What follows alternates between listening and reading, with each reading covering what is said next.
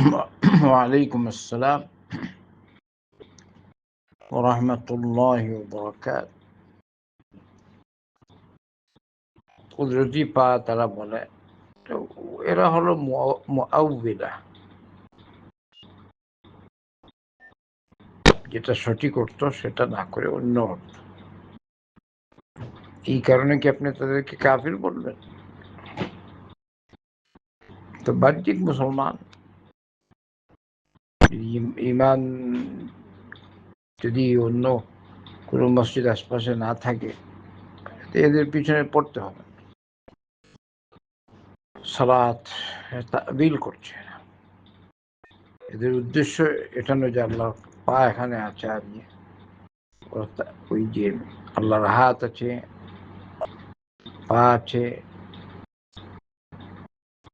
তারা অন্যার্থ করে, এটাকে তাবিল বলা হয়। এদের কি সরাসরি কাফির বলা যায় না। যদি সরাসরি কাফির বলেন তাহলে পৃথিবীতে কয়টা মুসলমান আছে? আল্লাহুল মুস্তাআন, আল্লাহুল মুস্তাআন।